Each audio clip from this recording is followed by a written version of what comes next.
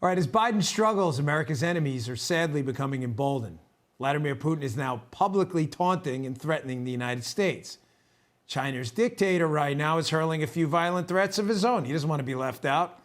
And the CCP will probably never take responsibility for the virus they unleashed upon the world. According to one new report, a top researcher at the Wuhan Institute of Virology has deep ties to China's military. So what does this mean for the United States, and what can we do to hold the malignant Communist Party of China accountable? Joining me now with more is Arkansas Senator Tom Cotton. Senator, thanks a lot for joining me. Really appreciate it. Good to be on with you, Dan. So, Senator, you were one of the voices you were attacked, grotesquely attacked for speaking truth early on and asking just basic questions. Hey, there's a lab in Wuhan that studies coronaviruses. We have a coronavirus outbreak. That lab has had safety problems in the past. As a pretty smart guy, you said maybe we should ask some questions about this. And you were brutally attacked. And, I know you're not one of these Schadenfreude guys, but it's got to feel good to be right and to put them on their heels a little bit, the left and the media. I mean, they look like idiots now. Dan, I wish I'd been wrong, obviously, given all that Americans have lost over the last 18 months from this pandemic. But it didn't really take a lot of intelligence last year to say, gosh, this virus emerged from Wuhan, a city larger than New York, right down the street from that lab where they research viruses. And the lady that runs those labs is literally nicknamed the Bat Lady. Maybe we should take a look at them. I'm glad to see that NBC News is finally reporting to its viewers that that lab has deep ties to the Chinese Communist Party's military. If you were watching Fox 18 months ago and ever since, you would know that. There is no distinction in China between the party and the state and the military and supposedly private institutions like government research institutions or companies or anything else. The party controls everything, and the military is the arm of the Communist Party in China. Senator, I had former DNI John Ratcliffe on my show last week, and I asked him this question I'll ask you. It just sadly, it feels like we're losing here. I mean, China's infiltrated Hollywood, our sports industry. We have technology takeovers. We've had government procurement issues in China, intellectual property theft. We have Taiwan being threatened. We have Hong Kong right now in the midst of a takeover right in front of our faces. I mean, what can we do? Is there any way to expand kind of a Magnitsky type thing where we can sanction some of their diplomats and their kids? I mean, the one thing they want to do is be able to visit America. But doesn't it, listen, I'm a patriot like you, but we've got to be candid. Doesn't it feel like we're taking a kick in the cojones here, man? We got to fight back.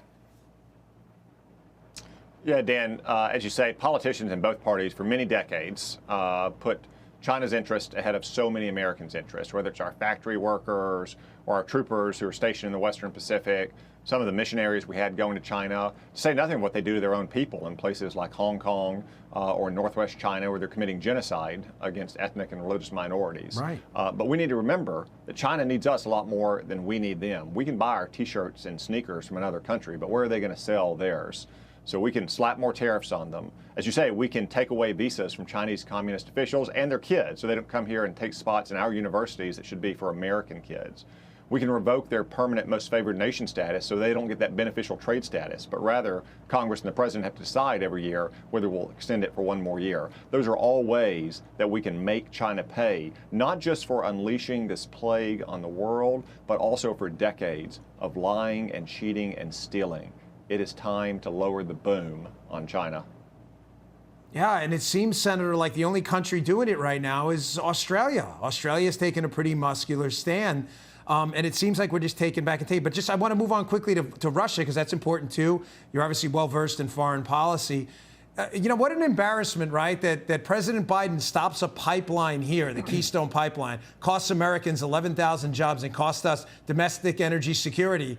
But then he gives Vladimir Putin a free pass to build a pipeline to enrich himself straight to Germany when the Trump administration tried to stop this because of the transit fees that they would have bypassed.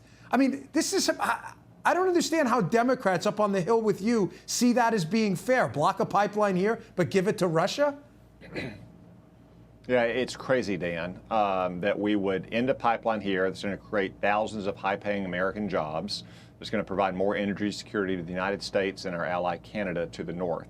while Joe Biden allows that pipeline to be built from Russia to Germany to more deeply hook Western Europe on Russian gas and to prevent Americans from exporting our gas to Western Europe when we could create even more jobs here. And let's not forget a third pipeline in this tale of three pipelines, Dan. It was Russian criminals that hacked into the Colonial Pipeline that caused gas lines all across the eastern United States. And Joe Biden's anemic response to them did nothing to teach Vladimir Putin a lesson that he cannot continue to harbor these cyber criminals who continue to attack America's critical infrastructure like gas pipelines or meat processing plants. The only thing Vladimir Putin is learning over the last 6 months is that Uncle Sam is wearing a kick me sign with Joe Biden in the White House. You know, Senator, that's a great way to sum up these dreadful last 6 months, those three pipelines. That tells the whole story. I'm out of time, unfortunately. Thanks a lot for joining us, Senator Tom Cotton. Really appreciate it. Thank you, Dan. Happy Independence Day to everyone. Hey, Sean Hannity here. Hey, click here to subscribe to Fox News YouTube page and catch our hottest interviews and most compelling analysis. You will not get it anywhere else.